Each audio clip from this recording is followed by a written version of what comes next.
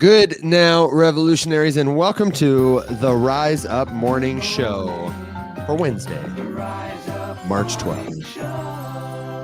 It's Web3 101 Wednesday, and of course that means we had to start our morning by talking about our favorite memes. Memes are a big part of the internet, and we're building the future of the internet, and right now we cannot get enough of the JD Vance meme. They're so good. And since I've got this rocket ship of a computer, I think I'm going to try and look this thread up. If you haven't seen this meme, can you guys bring someone up to speed? What's the meme? Oh, it's taking JD Vance, and usually it's like circling his face or something and like putting a hat on him or something along those lines. And then just having fun. I mean, you can't say the meme has gone in any one direction or not. It's gone in every single direction possible, and it's just perfect. Yeah, it's really just superimposing JD Vance's face onto anything and everything. And it's everything. Wonderful. Yeah. This was my favorite example. There was somebody who did a thread of Someone put some real effort into this. The effort fell off. The effort fell off. Let me get we had a lot of presidents. Did they get tired at president? Oh my god. I never saw that. I'm a huge Van Halen fan. For people who don't know, I gotta share this one. Look at this. Can you believe that? JD Vance, and JD Vance. You can just barely tell. I actually have this book. That's a photo by Niels Lazower. I have this book on my shelf.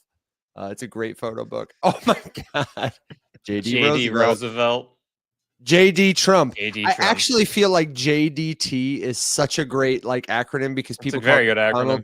DJT, you know? Mm-hmm. So let us know what your favorite meme is. Oh, we got to see it. My favorite are when they just make his head a circle and then put a kid's hat on it and then just have him talk like he's a child. And I'm just this is so good. The little propeller hat kid. Yeah, exactly. The little really propeller cute. hat. Those are my favorite. And of course, we want to know if you've got a favorite meme. Dark Oxygen says, looks like Chucky. They are priceless. And if you've got a Web3 crypto blockchain question, then we want to hear that too.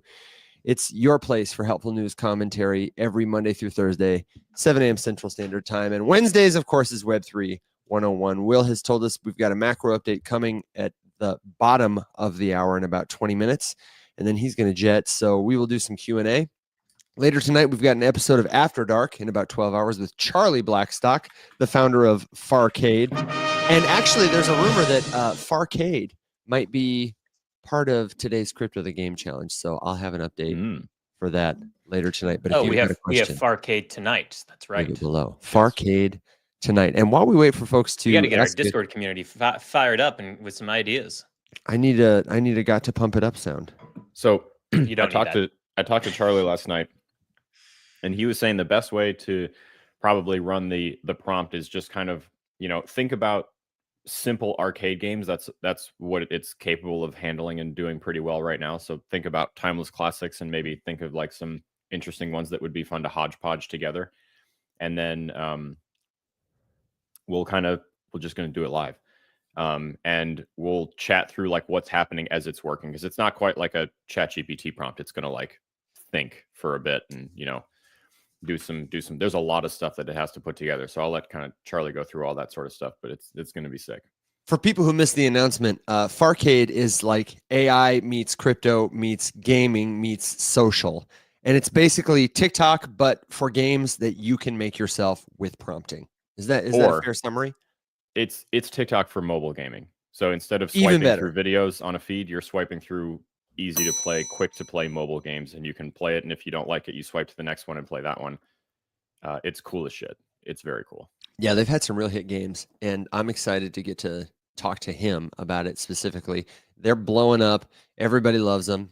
And I think it'll be really fun for our audience to get to experience building something like that in real time. Hopefully it turns off a light bulb, and maybe we'll have some new game developers in the audience at the end of the night.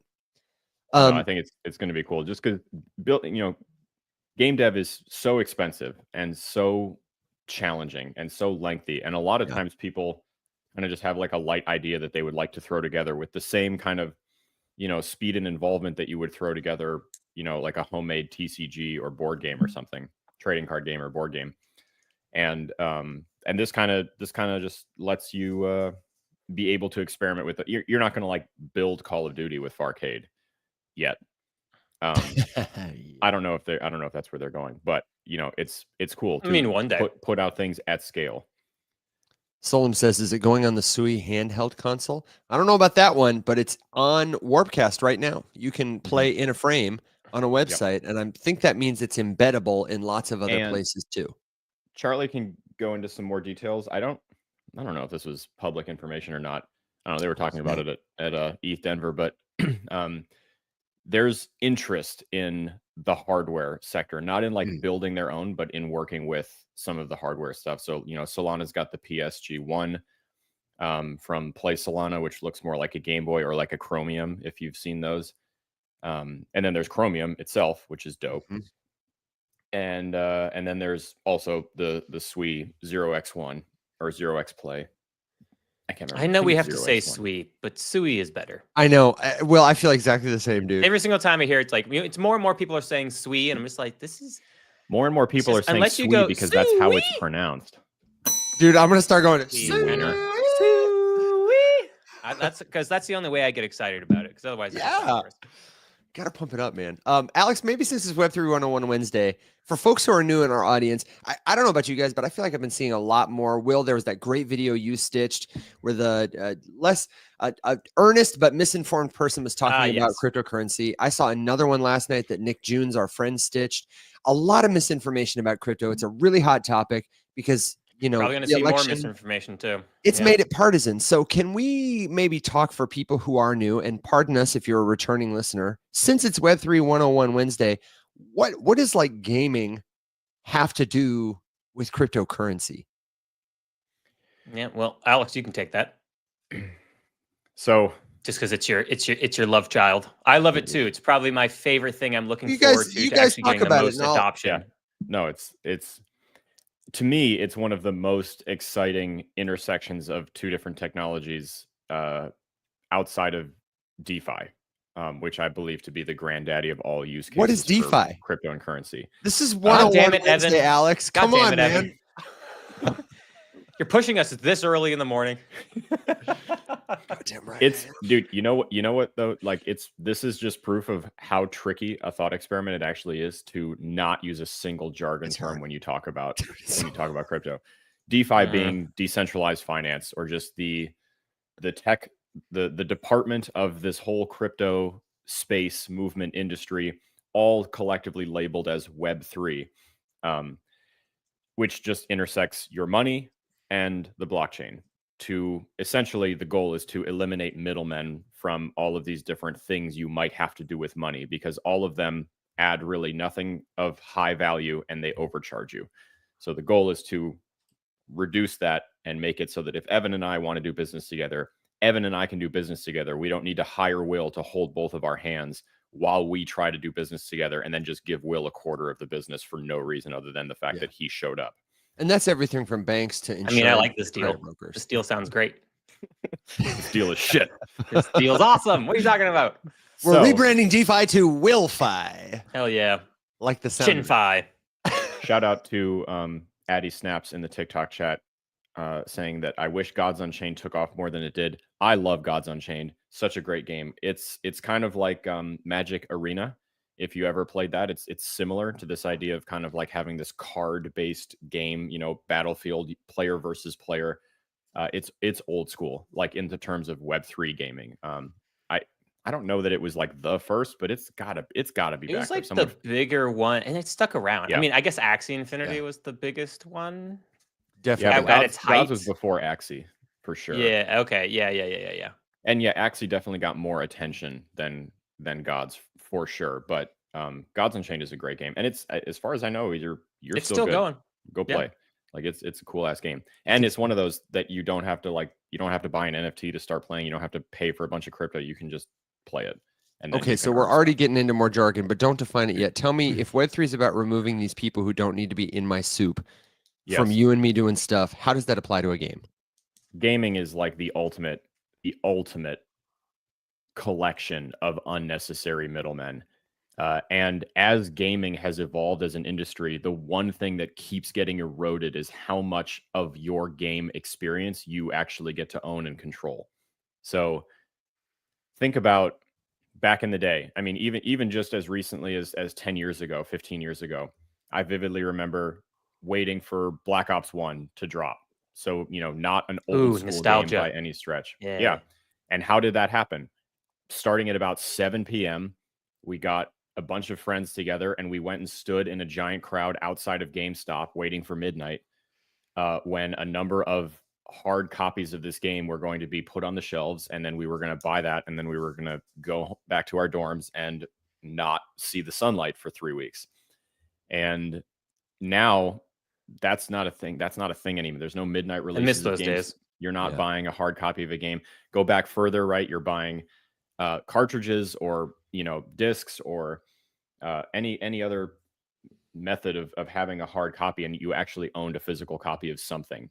Now what you're doing is paying for permission to play something that someone else is storing, running, maintaining, and allowing you access to for money, but could be turned off at any point. It is bullshit. And I get it from a convenience standpoint. I'd like to be able to opt into cloud-based gaming if I wanted to, but kind of what we're doing is being pushed as players away from owning much of the stuff. You spend Destiny's, for me, is a great example. I've put an embarrassing number of hours into Destiny 2.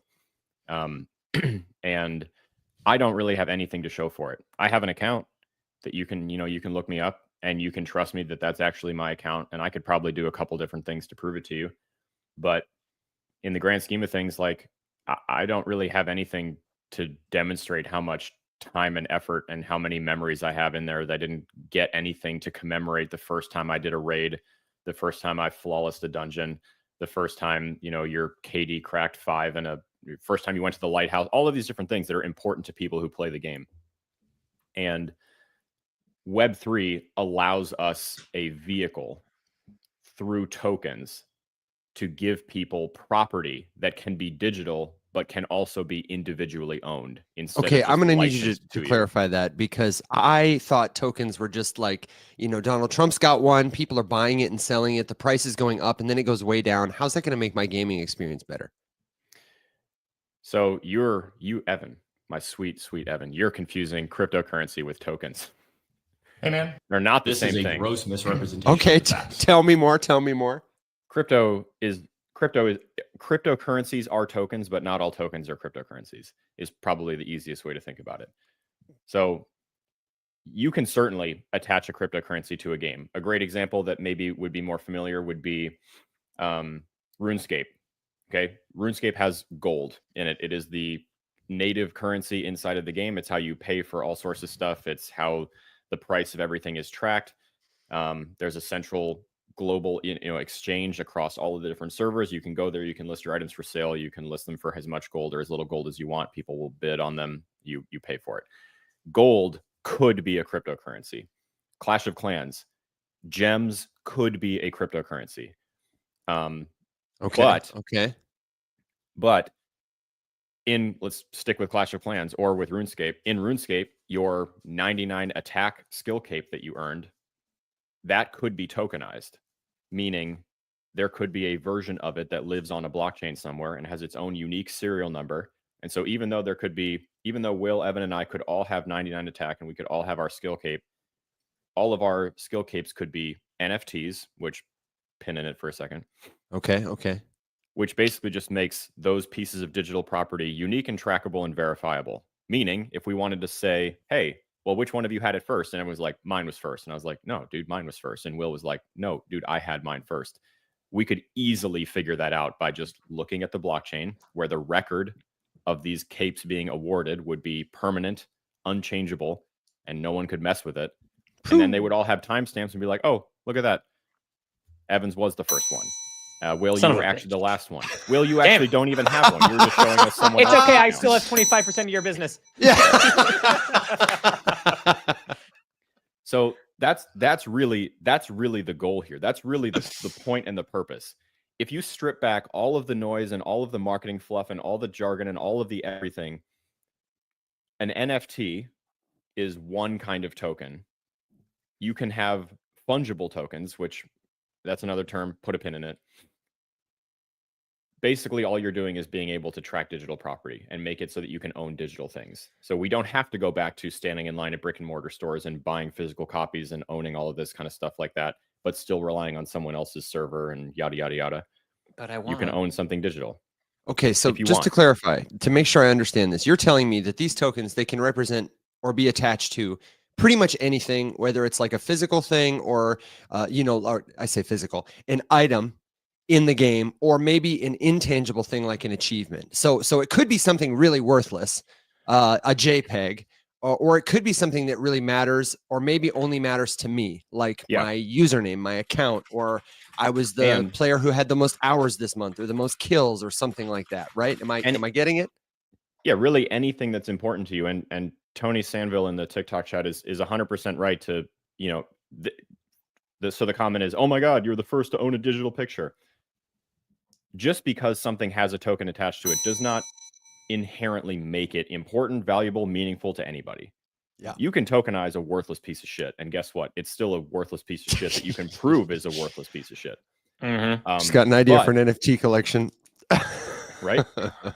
The magic here is that if there is something digital that you do care about and you would like to protect or you would like to make more secure, you can use an NFT to do that. But someone or you just still has to care about the thing. That was one of the biggest misses with like the NFT craze in 2021 was we were selling to people the idea that just because this thing is tokenized, even if no one in their right mind would ever care about this, it's a Microsoft Paint JPEG from some random asshat on Twitter who just sold it to you for $3,000 to trap you into a pyramid scheme. That right there does not necessarily mean that it's important just because it has a token attached to it. But that 99 attack skill cape that you spent so much time earning in RuneScape could be a really meaningful NFT for you if it was tokenized because of how much went into it for you. And maybe you have a large following of people that you've accumulated from streaming that game all the way to getting that cape.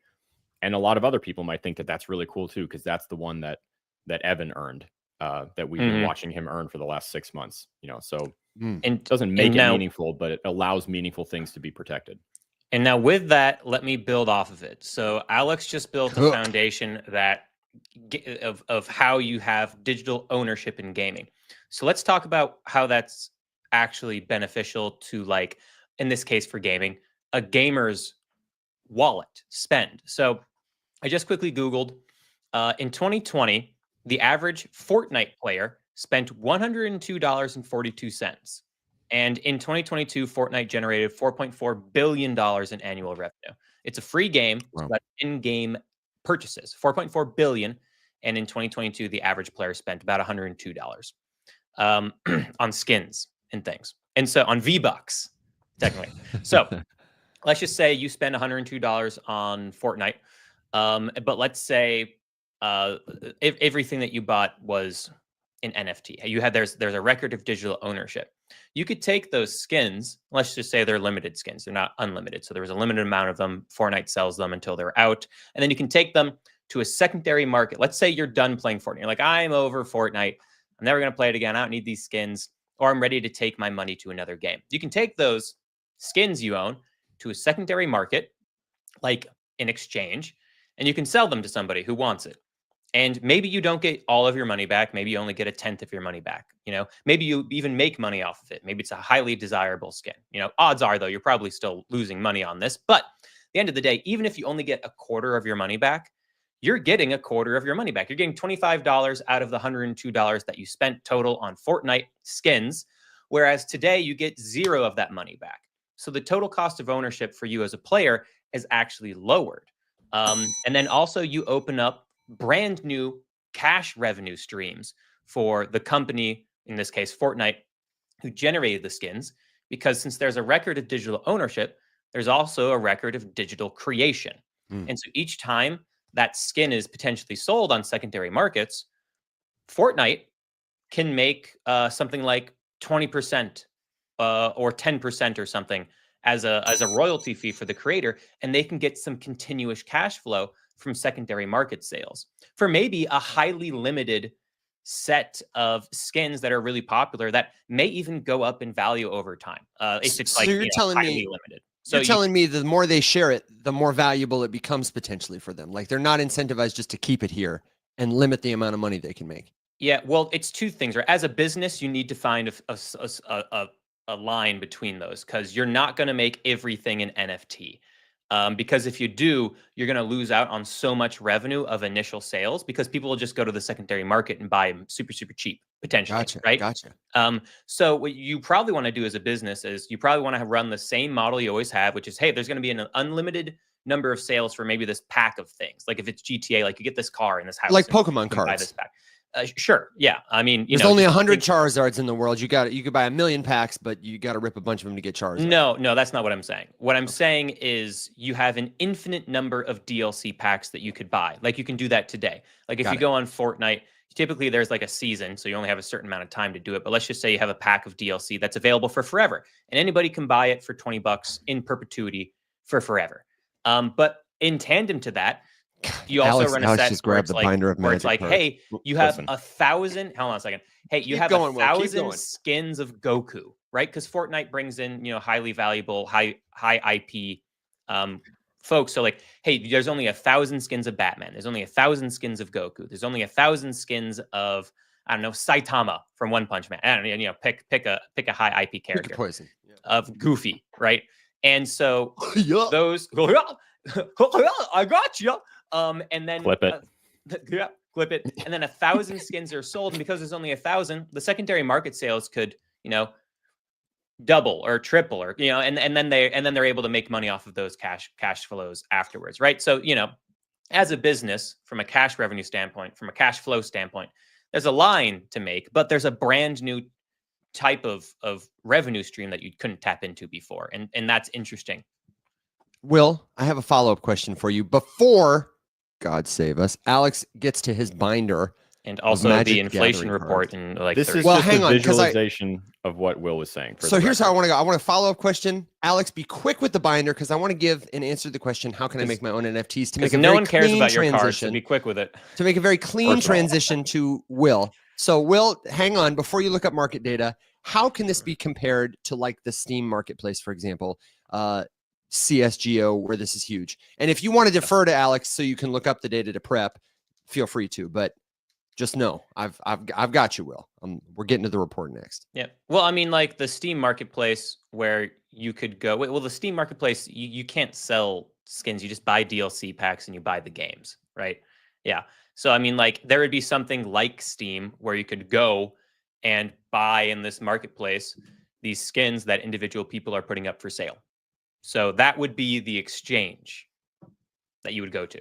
Got it. Okay. Thank you for explaining. Alex, Magic cards, time begins now. Okay. First of all, I know for a fact Will cares about this. I do. There's some really good comments coming through in the chat about, selling high-level Call of Duty accounts. 100%, right? There's been a black market that used to be very underground and frowned upon by Jagex for RuneScape, selling RuneScape accounts, gold, items, all that sort of stuff. They tried to kill it for a long time. They failed miserably. They ended up just embracing it. All this sort of stuff, right? Like you're 100% spot on with all of it. The goal is to enable that kind of thing for anyone who wants to participate in something like that, not just for certain games. What Will is talking about, that's kind of neat. You might have run into in physical collectibles that you care about. And again, I care a lot about this binder, but you might not. So, it's not valuable to everyone. It's valuable to some people. A lot of these cards are mass printed, right? Like they're just here because I like them and they fit a specific theme. And, they printed a tremendous number of them. They're still available to this day. You can still go to a GameStop or a, card store and buy a pack of cards and potentially pull one of these. Not limited. Some of them have different rarities. Some of them are super common, but Magic also does this thing. I'm really going to out myself here, where they tell me why do super limited edition stuff that is only going to be printed for a couple weeks, and you can get it if you want to, and then it'll be discontinued forever, called Secret Layers. So like these 5 cards, for example, will never be printed again. It's a like pixelated, version of a couple cards that already existed with custom Inflation artwork was good. that they got an artist to do. This would be cool to be able to do in video games and have it actually be trackable and more meaningful than it currently is, like with a Fortnite skin that gets printed or gets put into existence for 1 week and will never come out again. It would be cool to have more of a way to secure that idea, and that's really what you can use an NFT for in a video game, as one example. And by I way of also got to show segue, off the newest secret layer, because oh my god, don't come for me. By way of segue, I want you to leave your questions about NFTs, about Web3 gaming, tokens that we may have skipped over in the comments. After Will gives us this market update and some final thoughts and does business for the day, I am going to show you a resource for how you can start tokenizing things. Totally simple, free, no code on your own. But I do want to tell you before we transition, the best place to follow up with questions to learn about this kind of thing is not just here on the show. Alex, really, man, I'm just like picking on you. Is the Discord server, the Rise Up Discord server. It's a totally free community to come hang out. We've got people from all over the world at all levels of experience. The only thing missing is you. It's where the show lives 24/7. It's a great place to get a second opinion, share a link, ask a question, or meet your new best friend in blockchain so that one day you can have a group that you hang out with and nerd out about this stuff with every day. William, God bless your patience. Tell us what the CPI report looks like, why it matters, and what we're doing now. I just realized I showed Magic God cards. damn it, son of a bitch! Shut up! I couldn't wait to rug you one more time. White knuckling my table here. I'm just like. I just realized that I showed Magic cards while wearing a Magic T-shirt in a room. Oh yeah, you did. You doubled down. 50,000 Magic cards. Oh my god. Yeah. Will, are you going to tell us about this data or not? The floor is yours. Yeah. I'm so tempted to hit the X out of here button and just. Oh my god! So my mouse was hovering it over it. I was like, yeah, inflation was good. It's very good. It beat expectations. Month over month, these were the expectations. We'll start with that first. And this is CPI inflation. So this is the measurement of stuff that consumers face. So you go to the grocery store, you go to the gas pump, you go to pretty much anywhere. If you're buying something, this is the inflation of products that you feel. So the increase in price. The expectations month over month, and this is the report for February. So February as compared to January, the expectation was for inflation to increase by 0.3%. The inflation came at 0.2%. This is great because it beat expectations, but it's also really nice because the month over month inflation for the month of January was 0.5%. So while inflation is increasing, which isn't great, but it is increasing at a far decelerated rate month over month, which is a good sign. Now, there's also year over year inflation expectations. The expectations for year over year inflation was 3%. And that was the last print was 3%. The expectations were for it to be at 2.9%, and it came in at 2.8%. So that's pretty cool. So cooling inflation year over year, that's a good sign. Mm-hmm. Now, some things to take note of. This is the report for the month of February. The month of February, from a tariff trade war standpoint, only had a 10% tariff put on China. The tariffs put on Canada and Mexico and potentially expanding to others didn't begin until March 4th. So this inflation report has not reflected really any of the increase in prices that we could and will see from tariffs. Okay, so keep that in mind. Keep that in mind that the next inflation report could be much more skewed because of inflation due to tariffs for the month of March. Okay. Some other things to keep note of, though, some comments from Jerome Powell. They didn't come out today. These came out like a week and a half, 2 weeks ago, about Jerome Powell's take on the impact of inflation by the trade war. And that is that he is less concerned, and the Fed is less concerned about the impact of tariffs on inflation from how the Fed measures things, because the Fed views tariffs as pretty much like short-term kind of one-off things. They happen, they're there for a little bit, and they go away, and trade deals are struck. So they aren't really allowing the effect of tariffs to greatly impact when they are going to decide to cut interest rates. So in accordance to those comments, as well as the annual report that came out at the very beginning of the year from the Fed in that said, we actually view long-term goals of inflation being pretty positive, and that we are going to get close to our 2% target at some point near the end of 2025. And what the Fed really likes to look at for inflation is core inflation, which is the measurement of inflation minus energy, minus food. So if they look at just those things, they're looking at a good positive trend right now. And yeah, tariffs will most likely affect them and raise inflation. But once you remove that, the long-term trend in those areas that the Fed really cares about is going down. So this paints a very positive picture still for us to get interest rates at some point in the second half of 2025, because the other thing Jerome Powell said in that same speech was, we are very comfortable sitting, watching, and waiting for data to come in. So that shows you that Jerome Powell and the Fed are totally fine sitting back and allowing enough data to come in for them to analyze, make sure that their readings at the beginning of the year are correct, and in the second half of 2025, see a chance for rate cuts, which is positive, right? So the other question Evan asked me is, is this inflation report matter? Because if inflation's coming down, it means the Fed can cut interest rates. Why is cutting interest rates important? Because if you cut interest rates, it makes it far cheaper to borrow money. If it's cheaper to borrow money, more people borrow money. More people borrow money in larger sums. That means that more money can flow around in the global economy, which means more money can invest in things like the stock market, Bitcoin, altcoins. It creates a safer environment for risk on assets. Okay. So that's the explanation there. That's the deal with inflation. The thing I want you to be aware of, and we've talked about this a couple times, is make sure you have a clear sight as to what the timeline of events are as we look at this crypto investing world. And as I said before, the February inflation report is not impacted by the trade wars. It's going to be the March inflation report that is. It's going to be that next inflation report. And the markets are still very uncertain of how the markets are going to, not the markets, how the trade war is going to expand or constrict. We get updates sometimes within a couple hours of like, it's going to be an extra 25%. And now it's going to be rolled back and stuff like that. And that back and forth makes markets uncertain. And when markets are uncertain, they pull back. So just be aware, the next inflation report could be far worse, impacted by the trade war, which could shake markets.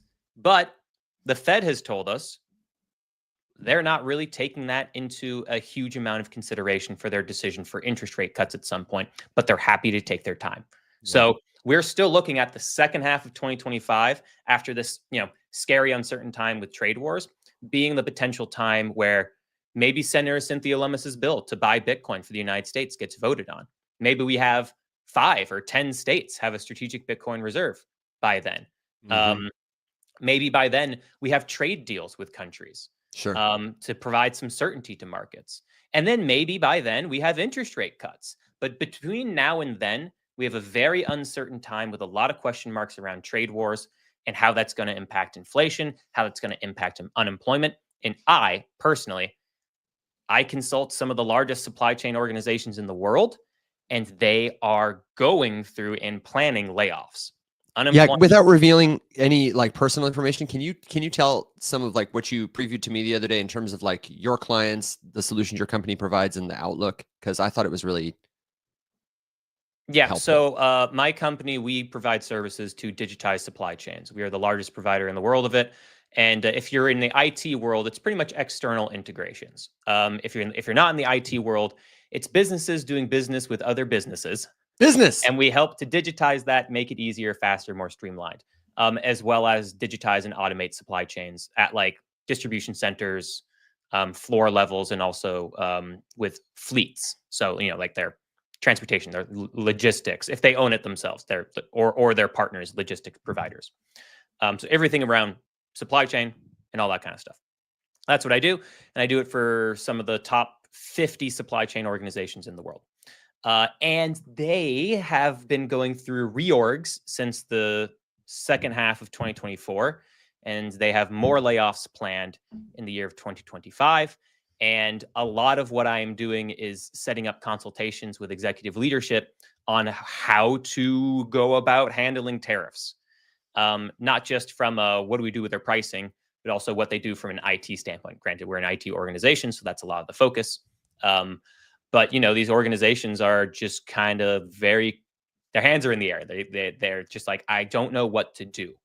I just think things are going to get more expensive and worse. And that typically results in higher prices, layoffs. And that's what's happening right now. Well said. Thank you. Someone said, I'm amazed Will was able to explain that in one breath. I'm sure they meant in one take, because if that was one breath, my God, they should study your lungs. It was beautiful. My God. Thank you for making the sometimes complex clear. And I know you got to get going in just a minute, so I would love to invite you to maybe, as your final thought, iterate one more time. Somebody asked just now, what does the CPI data mean for the market? You explained this, I think, pretty well, but maybe one more time, give us the bumper sticker. Why are we looking at this if what we're concerned about is crypto? We're looking at it because crypto is a financial market, right? Obviously.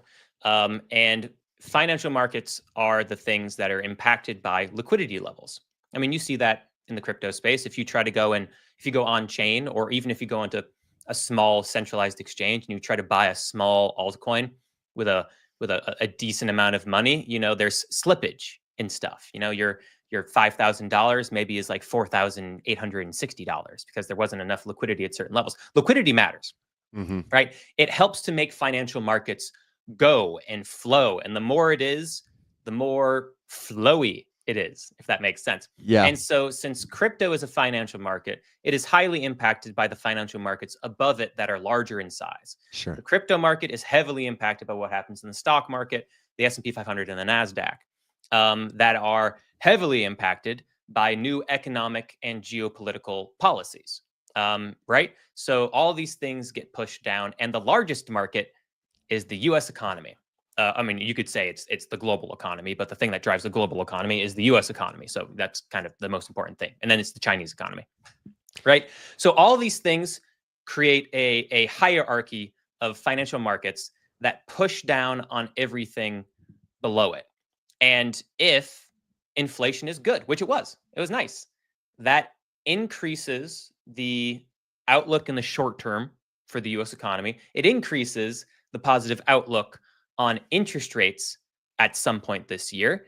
And that alleviates some of that bearish pressure being pushed down on all markets, of which crypto is a very small one and on the lower end of that. Well said. Speaking of goey and flowy, as you walk out the door, Ruzin says, circular breathing techniques by Will, dolphin breathing. Let me get some dolphins in the chat for Will. Thank you for hanging out with us even on your day off. Yeah, Team Aqua, Crypto the Game. Will is missing his absolute best life right now because on my Crypto the Game tribe, Team Aqua, the mascot, oh my God, I know, is, of course, the dolphin. So I just got to... You got everybody know. Let everybody know. These are the memes swimming. that I'm missing. We're drowning in dolphin memes. The other day, somebody sent like a really jacked dolphin by a campfire, and the meme was, "We live to eat another day." So, I was really born to be on that show, and it's really a shame that I'm not. Yeah, but we'll get you next time. So, thank you, my brother, for coming in even on your morning off, and we will see you tonight. Yeah. Yeah. See you guys tonight, ladies and gentlemen. Mr. William Watson.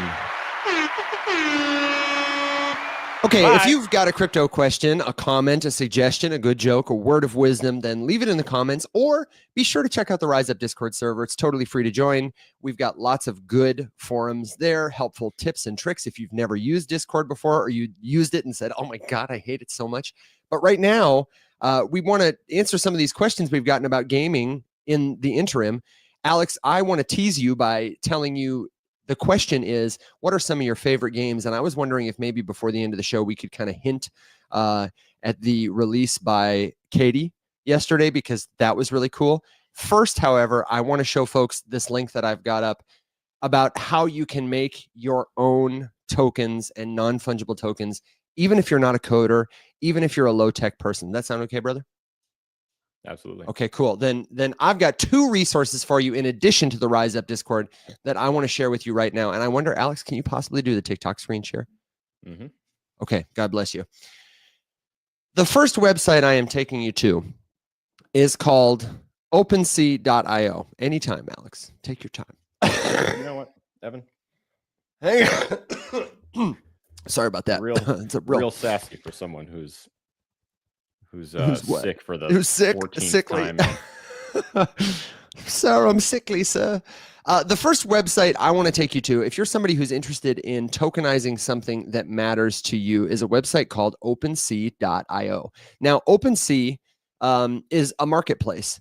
The same way you can go to a site like Coinbase and buy and sell cryptocurrencies, you can go to OpenSea to buy and sell non-fungible tokens, mostly those attached to art pieces. And if you just Google OpenSea, how to create an NFT, you'll be taken to this article, which I wish they didn't have a picture of an ape. In our space, it's kind of a joke, that everything NFT is a picture of an ape. Lizzie here is going to give you a really helpful video tutorial telling you what is an NFT and also how to create one. It talks a little about some of the technical stuff you need to know, Ethereum, Polygon, You don't need to know that. But then in a couple of clicks down at the bottom, whoop, whoop, whoop, whoop, whoop, it'll show you, where do I go? You'll make an account, you'll create a wallet, you'll do those kind of things. My point is just to say it walks you through it step by step. Now, the other one I want to show you that's also pretty intuitive. We're not going to walk you through the process today. I promise you can do it. And if you have questions, you can ask us in the Discord. This is party.app. This is a website that makes it easy for anybody to launch different kinds of tokens. Like Alex said, not every token is a cryptocurrency. You can launch a fungible, meaning exchangeable token, or non-fungible token, where the tokens are provably unique, in a couple of clicks right here. And if you want to create an NFT, then you're going to click this button that says create NFTs and then start a party. And in a couple of clicks, they're going to let me, hang on, let me zoom out for you, Alex, and zoom in again. I love this computer. Shout out, Matt. They call it parties. You can start a party. You can launch a token. You can manually invite. Public mint, this word just means you are having a public sale of these tokens, kind of like what Will and Alex talked about loving doing, going to GameStop at midnight and buying the new game. That's like what a public mint is. You can choose the blockchain network. Oh, I guess you can only pick base. You can give your token a name, my fun token. You can give it a symbol.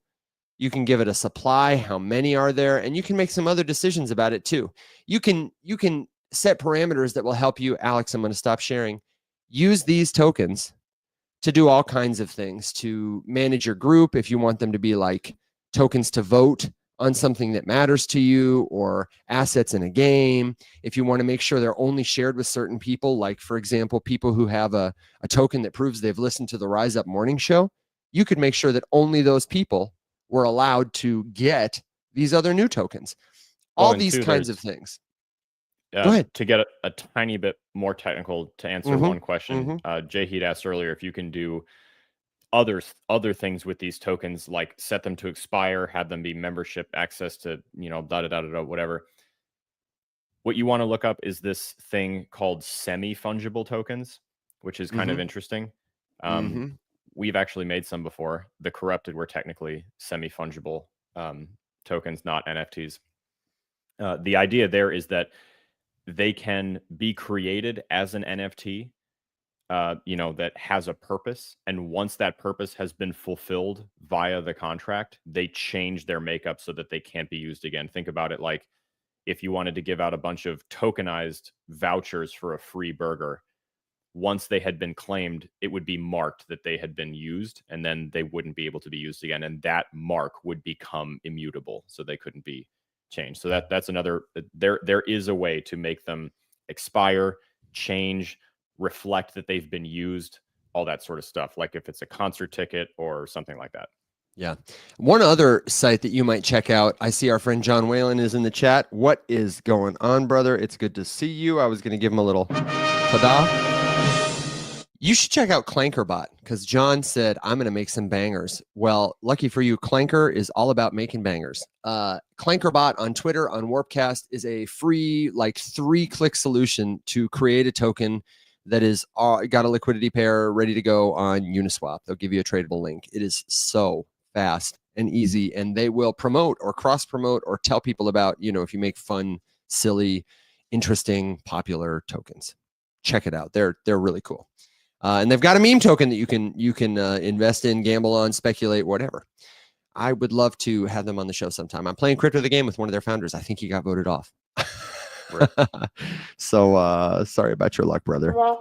Now, Alex, I wonder if you can give us, you said Gods Unchained, you said Axie Infinity, but can we talk a little about Beyond Farcade, because we're having them on the show tonight. They're a Web3 gaming company right now. Maybe 2 or 3 other examples, and I really do want you to talk about Katie Bettner, your friend, the release yesterday that we saw. And then in the meantime, if you've got a question, whether it's related to Web3 gaming or something else entirely, this is Web3 101 Wednesday. We want to slow our show down, especially for people who are new to crypto, curious, concerned about it. Maybe you saw a TikTok where somebody said, Donald Trump is bringing crypto to America and that's bad. Or maybe you want to know, is it just extractive? Am I going to be able to have opportunities with cryptocurrency or blockchain? This is a great place for you to ask those questions. So while Alex explains, let us know what you're thinking. The floor is yours. All right, sounds good. I do have a couple tabs open with a couple different games, and then I'll talk about Wildcard a little bit. Okay, I'm ready to share. In answer to Solemn's question over here, can an NFT have an audio file attached? Absolutely. You can NFTize anything digital, video files, image files, text files, audio files. Doesn't matter. Doesn't matter. Okay, doesn't matter. So first, I'm going to show you just a couple things. If you're interested in deepening your understanding of the Web3 gaming space and getting the most up-to-date, relevant, best takes, updates, news, current events, insider information, the scoop, all that good stuff, really good content and a fantastic show. The only person I've ever seen that can rival Evan in their ability to host a good show is... Don't come for me.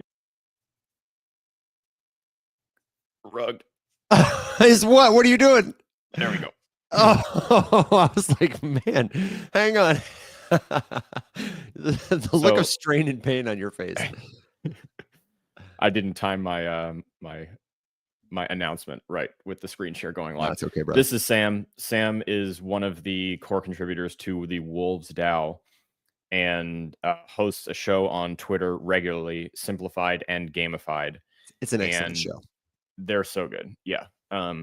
Each of them is a weekly show, and he's been doing it for a minute. But really, really good information just about the entire Web3 gaming space. Great guests. The panel discussions are always really good. If you've ever heard Evan talk shit about panels, he's not talking about Sam's panels. He's talking about everybody else's panels. The Wolves DAO also has an account on X, just at Wolves DAO. Another really good one to follow and familiarize yourself with if you're interested in all of this. Also, dude, you're so prepped. Dude, I know. I have a lot of tabs. Another great one Wolves DAO is Icy. Icy hosts a couple different things. He does a lot of content over on Twitter, including a daily video. If you are a true OG and you remember me from back in the day with Rapid Fire News, this is what this is, except it's gaming focused.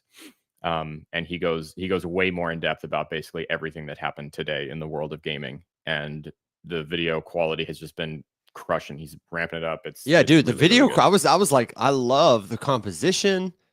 Icy's a pro, man. He's just such a wonderful guy. Yeah, the aura is level 100. Yeah, he's an absolute sweetheart and just a really good dude. He will he puts a ton of effort into these videos. So if you have 5 minutes and you want to just what's going on in gaming, this is the spot. I wouldn't go anywhere else. Okay, as far as specific games go, there are a few that are more notable right now. A big one that's gotten a lot of publicity lately is Off the Grid. Now available on like console and PC and all that good stuff. The game is quite good. They had a huge kind of Web 2 streamer launch. Tim and Ninja and a couple other big streamers were playing it. It's pretty good. It's kind of like it's an extraction shooter, meaning that you like drop in and find things inside of the arena to use, kind of like Apex or I don't know, help me out. There's other extractions. I don't know. Is Halo an extraction shooter? I don't know. No. I don't know, man. Really good. Then we've Go up got in myself. one I have not played, but have been hearing more about and am excited to learn more about, Raven Quest. So this is more of your kind of classic MMORPG, which is a massively multiplayer online role-playing game. So lots of different people. RPG meaning you are playing as a character that you get to level up and, like RuneScape or World of Warcraft and that kind of stuff. Another one that's been around a little bit longer, has gotten a lot of publicity as well, is Shrapnel. More of your kind of standard FPS, but Web3ized. Damn. And then the one that I am personally the most excited about is called Wildcard. And yesterday, so here, this is the main page for Wildcard. Wildcard they've been working on this for a long ass time, like 6 or 7 years. And the founders behind it are pretty notable individuals. So Katie Bettner and Paul Bettner, a name you might recognize from things like Age of Empires, Words with Friends, Halo Wars, all sorts of stuff. Like the dude is a legend. But they are building Wildcard, and just yesterday, in conjunction with Thousands.tv, which is a streaming platform that they're also working on. Let's see, where'd it go? Katie had a busy day yesterday. There it is. They dropped the wild paper. The wild paper. Not just the wild paper, but essentially they dropped a fair launch token, right? Yes. So they are doing a token, and they had a retroactive airdrop yesterday. Total surprise. Nobody was expecting it. It went out to a number of 20% of the supply, total supply, and it just went out to people who've been in the ecosystem, holding the wild pass, being involved, all that good stuff. I definitely recommend taking a look at this if you're interested in kind of reading about like tokenomic structure and design and like how people can build this stuff. And that just means, just to clarify, that just means if you are designing a cryptocurrency token, whether it is a cryptocurrency or it's a non-fungible token, this is like the architecture of, the proof in the pudding. There are 100 of them.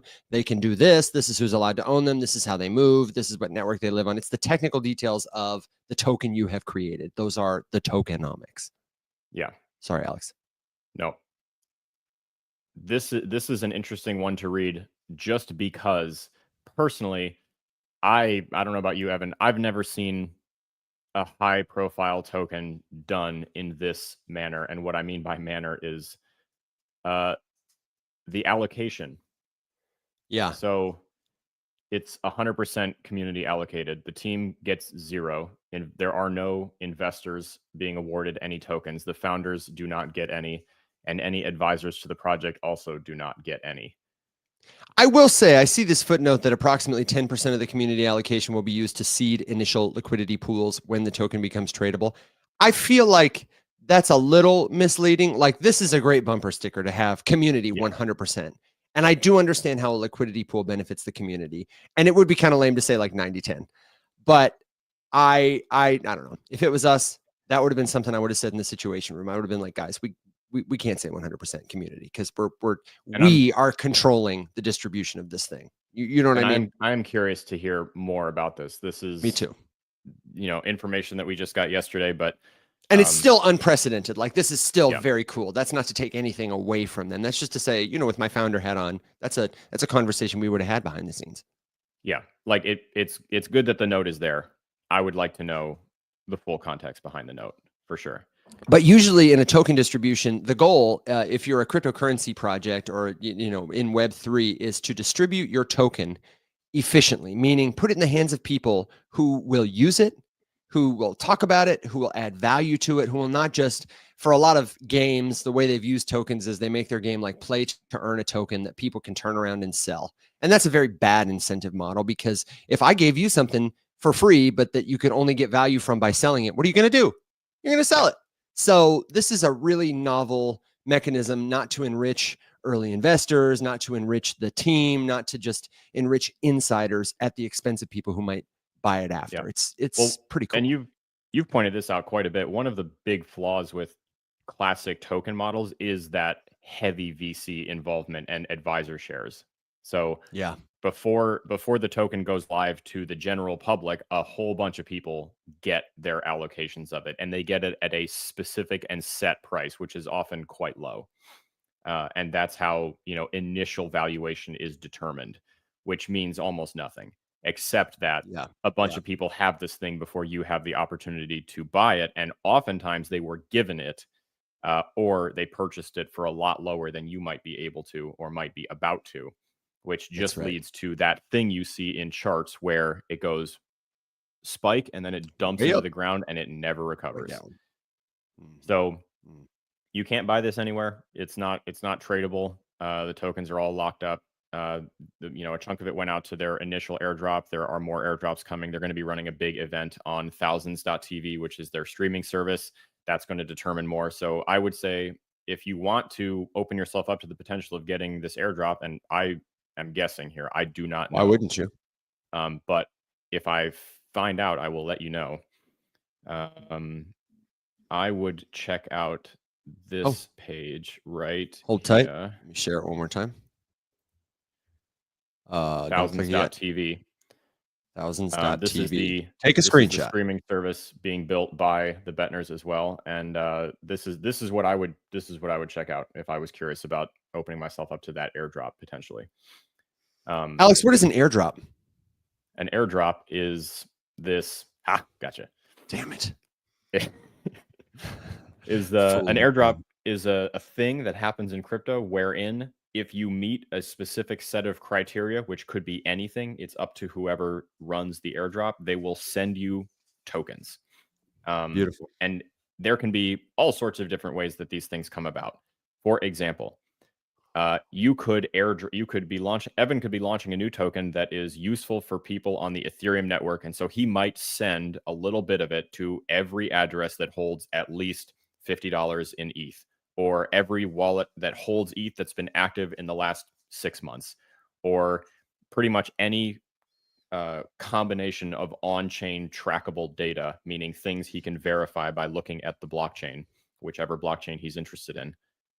He can pick that criteria, he can write it out that way, and he can send those tokens to people. It's typically a better way to distribute tokens instead of offering them to venture capital investors, allowing those people to buy them super cheap, like I said, and then dump on retail when you make it publicly tradable, creating a whole lot of volatility, a lot of people getting wrecked, and setting yourself up for maybe high volume and a lot of trade fees captured on those first couple days, but ultimately a group of unhappy people. In defense of venture capitalists, I will say that in the context of a capital system, it's all about aligning incentives. You can have a positive contribution from a venture partner who helps you get off the ground, who agrees to lock their tokens or have them released at a helpful to the market schedule so they don't just sell them and see you later, bye. They maybe can help you in other ways too. They sometimes, I will say the opposite happens. You airdrop your token to a bunch of users who could care less about it, or who were just a bunch of posers at a server farm pretending to be 50,000 different people when in reality it's just one guy in his mom's basement sucking your tokens dry. Models are good or bad. I think mostly the people who participate are trying to do good the best they can. No shade. You'll rarely hear me defend the capital system on our show, but we do know some VCs who add a lot of value and take the high risk of funding innovation before a company even has a product. Yeah. And so to answer just a couple of interesting questions, we can put a pin in. Whoa Daddy says it's a prize for the first users of a scheme. It totally could be. Again, depending on the nature of the airdrop, what's being airdropped, why they're airdropping it, you could absolutely do malicious. And actually, to drive it home further, airdrops can be used to scam people as well. There's a phenomenon called dusting that is something to be aware of. You shouldn't just implicitly trust a token that gets sent to you. It's possible, certainly, that something innocent is being sent to you as a reward for doing a thing. But oftentimes, and I'm sure most people can relate to this, you might open your wallet and just see a couple bucks of a token you've never seen before, or sometimes it might be displaying as a tremendous amount of money. We've had people be airdrop things that we're reading on their MetaMask balance as $100 billion, literally, not exaggerating, literally 100 billion. And those things are scams, kind of like getting a phishing email designed to trick you into trying to interact with it to extract the money that you think is there from it. And in reality, you usually end up signing a bad transaction and getting your wallet drained. So just like with spam email, the best thing to do is pretend it's not there. You know, I wouldn't interact with it. If you're looking to deepen your understanding of that whole kind of thing, I would look up crypto dusting scams and read a little bit about that. But 100% right. And, you know, they might even just be garbage. They might not be scams. They might just be nonsense. I get sent garbage people's memes all the time for just like, you know, like I said, holding Sol for a long time or holding ETH for a long time. And people are like, we want to make this meme token that we just launched look like it's being held by as many people as possible. So we're just going to airdrop it to a shitload of wallets. We're not scamming anybody by like trying to drain their wallet. We're just trying to manipulate our on-chain data to make this project look like it's bigger and better than it actually is by giving this stuff out. I actually have a really good example, and I want to show people on the Block Explorer. Oh, damn it. I'm not going to be able to find it. Keep going. I thought I was ready. Another stall for me. Little tangent. Someone asked, what is the intrinsic value of the dollar? Which I think, you know, the bigger question is, what is intrinsic value, or what is value? And I know why this comes up in the crypto conversation, because of course there's a lot of disagreement on whether or not any of this stuff is valuable. I usually like to just be a little bit obnoxious with the answer to that question and just say that value for me is like intrinsic value is just described as your ability to trade it for things that you need to survive: food, water, shelter. If you have the ability to take the thing that you're trying to question the value of and give it to somebody else in exchange for food, water, or shelter, I think it's inherently valuable. It doesn't matter if not everybody agrees with me. You know, that's kind of the nature of it. I'm sure someone on earth does not think that gold is really that valuable. Many people disagree, which means that it carries value. You know, value is assigned to something by the people who believe in it for whatever reason. If you think that the dollar is only valuable because of the might and fear of the U.S. military, maybe that's a solid reason. You know, it really just depends kind of what you think about it. But I don't know, the value conversation I think is largely subjective, but objectively, for me at least, it's just the ability to exchange it for something to keep you alive: food, water, shelter. Thank you very much for the excellent explanation. I want to show folks this this transaction really quick for people who can kind of see it here. Hang on, Alex, could you possibly do a screen share? This is going to be maybe difficult for folks on TikTok to like interpret in a meaningful way. I still want you to see it and put this as a pin in your head for your education. So what I'm looking at right now is a website called Solscan. It's important, if you're using crypto or on the blockchain at all, to understand how a blockchain explorer works. As you can see from Alex's picture or from the screen share, if you're watching on YouTube, this is like a database kind of looking website that's going to give me details related to wallet addresses, smart contracts, transactions that happen on the blockchain ledger. This is like, if the blockchain is like a magic notebook, you know, that we all have a copy of, and this is like picking up the notebook and looking back at the pages, or looking back at your checkbook to see, what did I spend, or where did I send that money? What did that credit card transaction relate to? And as Alex was talking about, dusting is a very popular type of, it can be an attack, but sometimes it's just a nuisance. Like if you've ever been to a concert and you come out and there's like a bunch of flyers on your car, that's kind of what dusting is, because your wallet, even if somebody doesn't know it's yours, is public.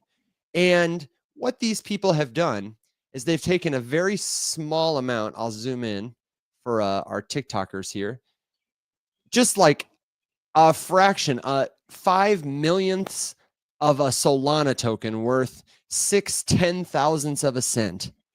And they have sent it to scores of wallets, dozens and dozens and dozens, maybe hundreds, maybe thousands of wallets through a program that allows them to transfer it. This company is called CasinoFlip.gg. It's a known wallet here on the Solana Blockchain Explorer.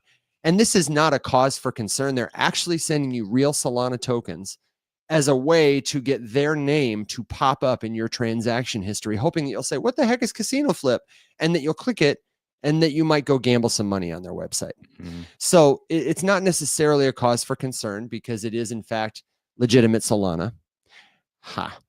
But you should always be skeptical when you see these things appear in your wallet.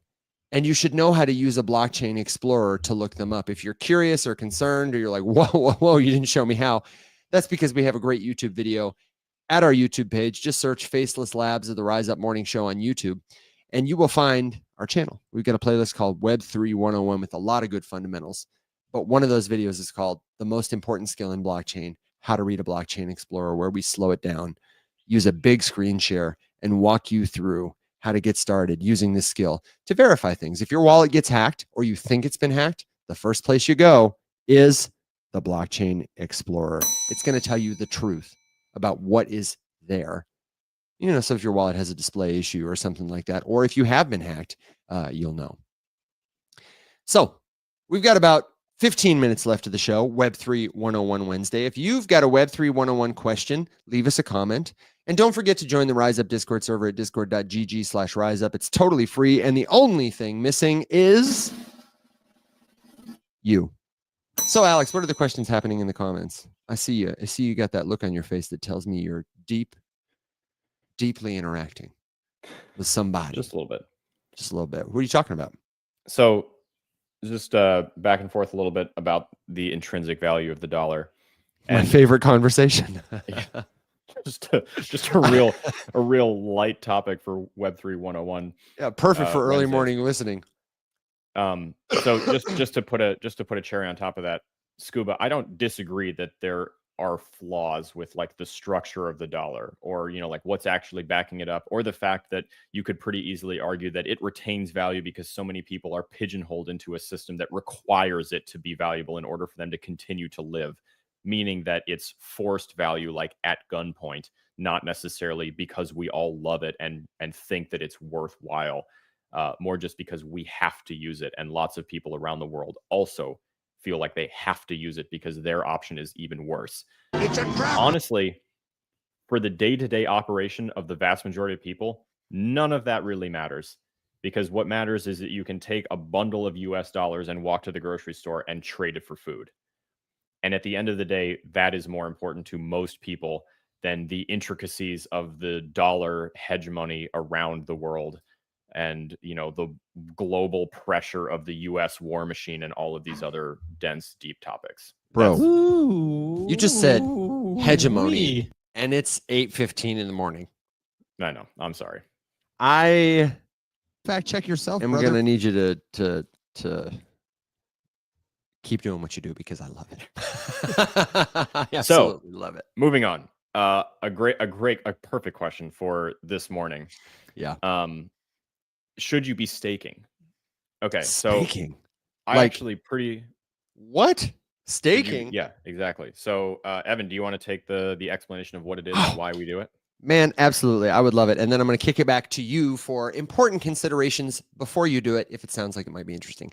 Staking refers to the process of allocating your crypto to someone else, the way you might put money in a bank account for them to do stuff with that generates interest that you earn a portion of. It is a way to earn passive income on your crypto. Now, technically, behind the scenes, staking is a very particular type of passive income earning that refers to the process of lending your crypto to people called validators.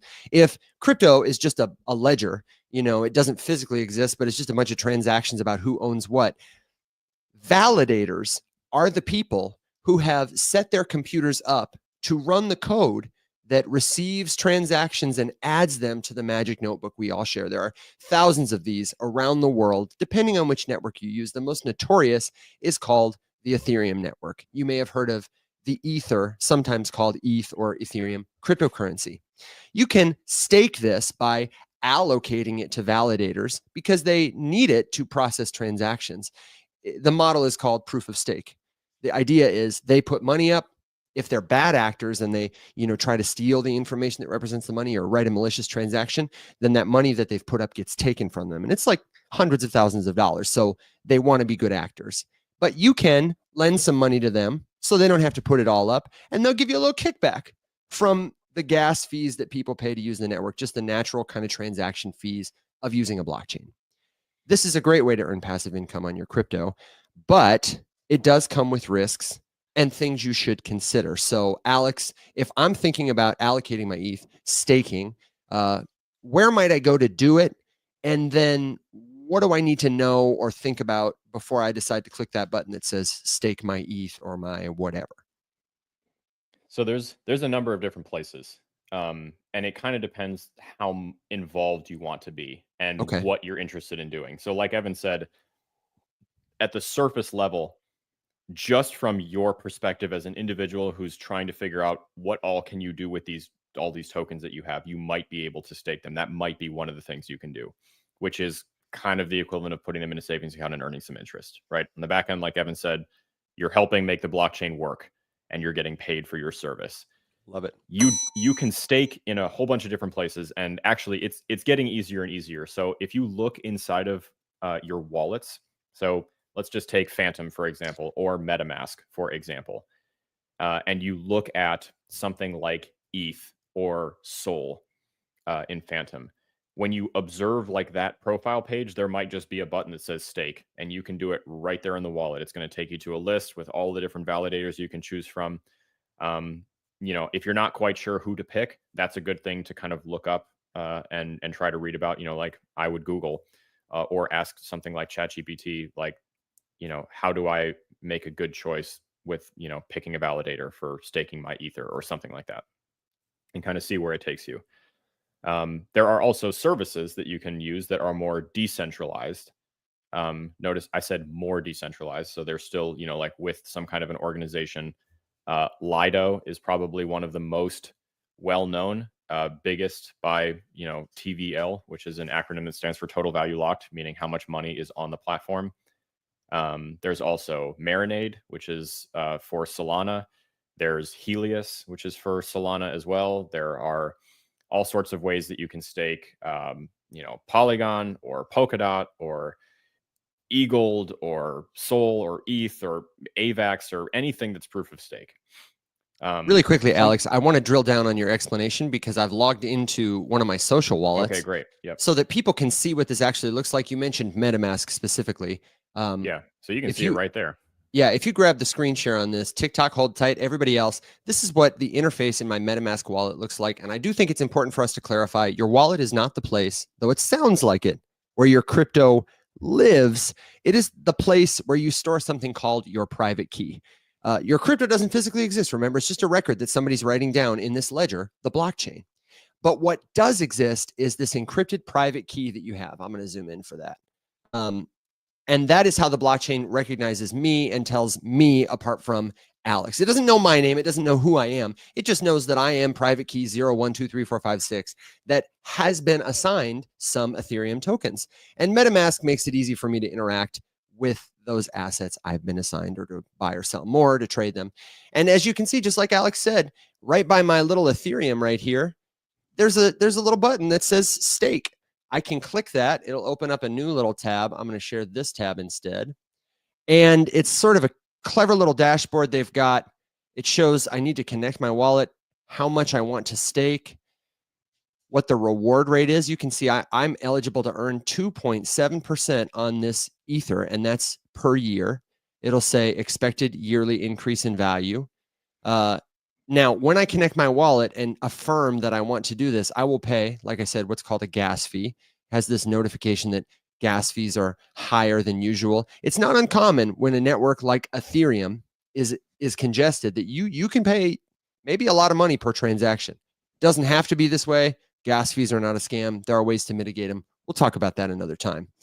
But this is a really helpful little dashboard where you can watch a tutorial video. You can learn more about staking. And then if I had staked, there's a little tab down here that will tell me how much I'm holding and kind of show me my different positions.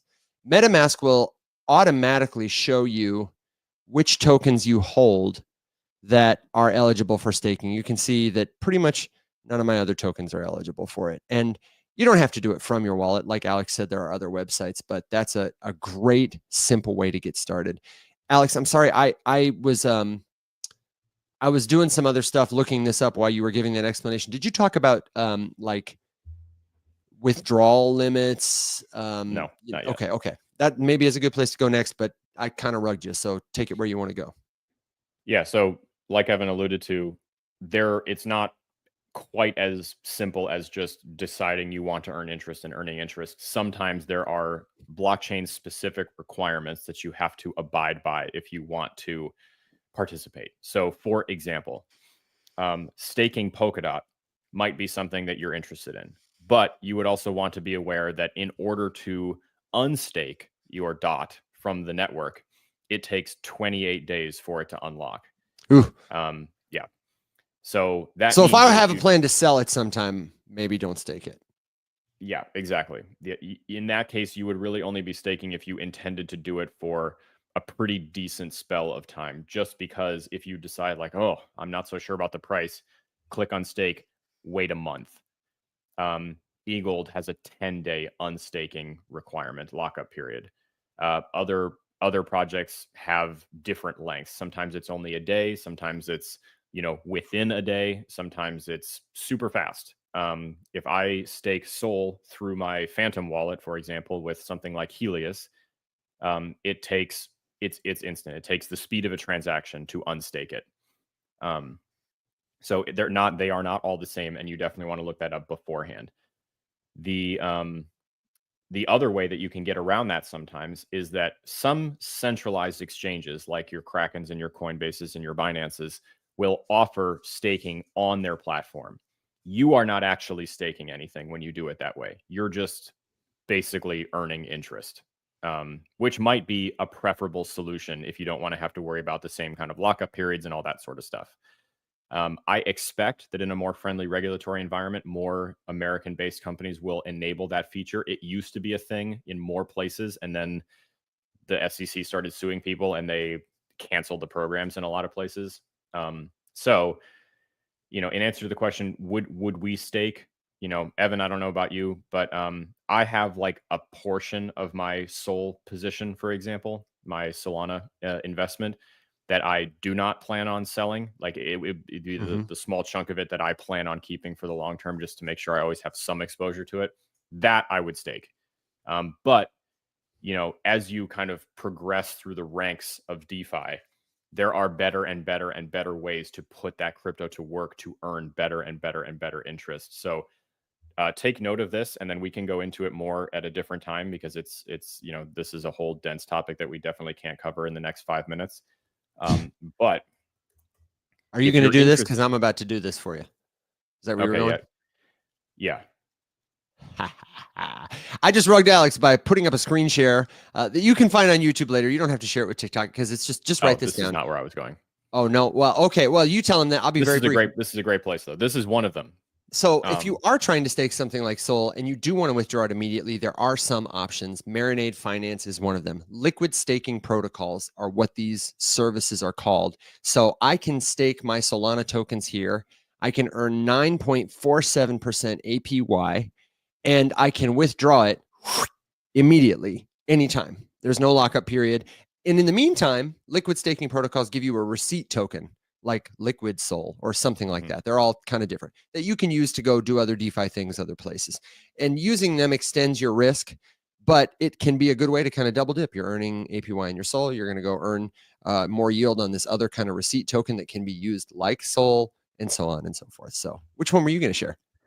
I was just going to show people this dashboard on DeFi Llama. Oh, we love DeFi Llama.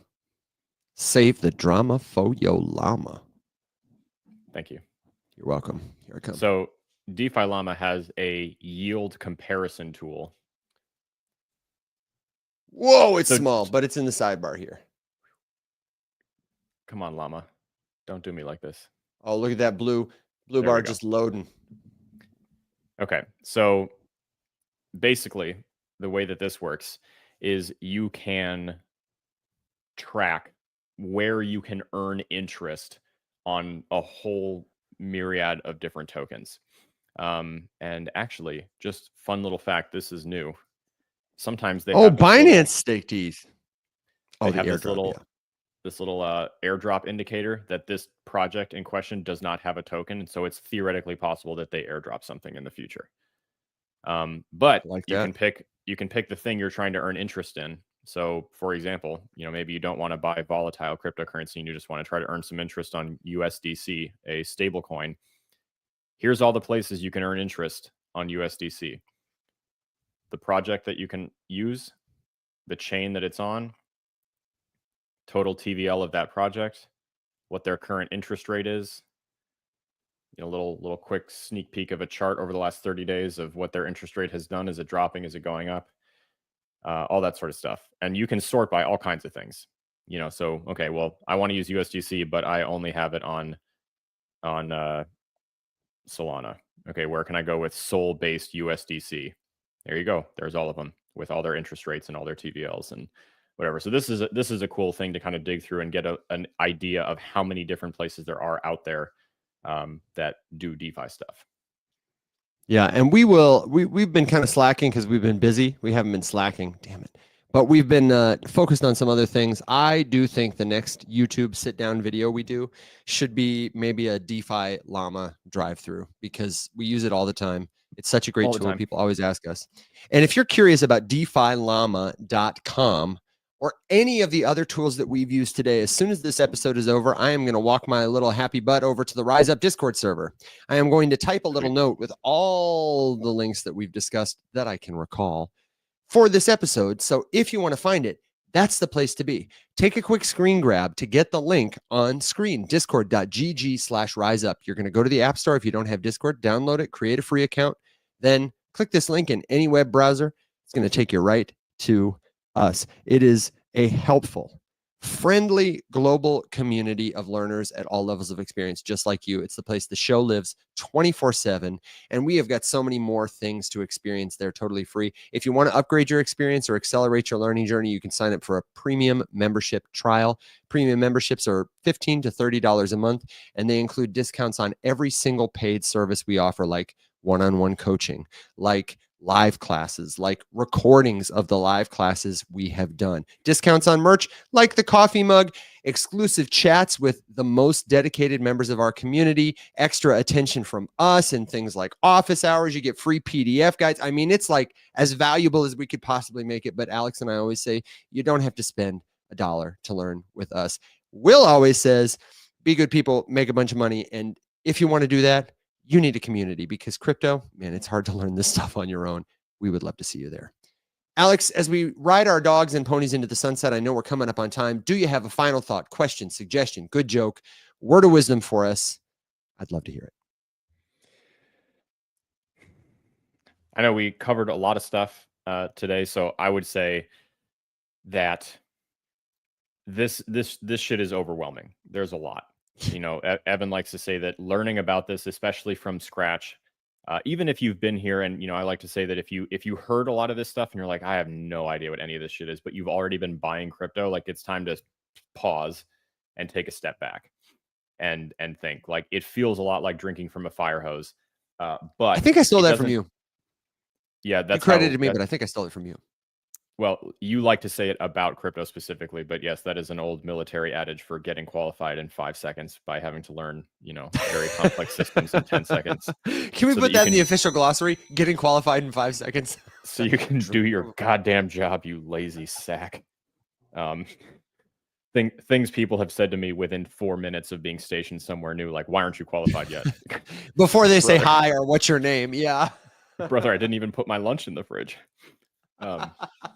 So yeah, drinking from a fire hose is a great way to think about what it can be like to learn this either in the wrong place or at the wrong pace. So I always like to say, just take a step back, calm down, and don't worry. Like, it's not going anywhere. This stuff is so early that we're still concerned about bottom feeding grifters just trying to figure out all the different ways that they can use people's ignorance of the technology to steal the most effectively. Yeah.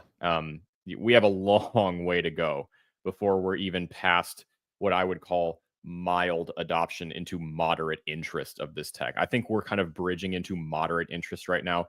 We're nowhere near mass adoption. So when we people say are still arguing whether it's a scam. Congress people don't even know what it is. It's like Rachel Maddow still thinks it's all Beanie Babies. Like, it's you have time. What you might have missed out on are individual cryptocurrencies that have already exploded in price. And that's usually what people mean when they say you've missed the boat. I would not say that that is a boat you need to be particularly upset about not being on. And just make it a point to learn a little bit of something every single day. And we're here all the time helping people learn that little bit of something every single day. So if you have questions, leave them. We've seen a gajillion different questions. None of them are bad. If you have one, it's probably fair to say that someone else has it as well. So, drop it out there and we'll help you find the answers. Beautiful. Well said.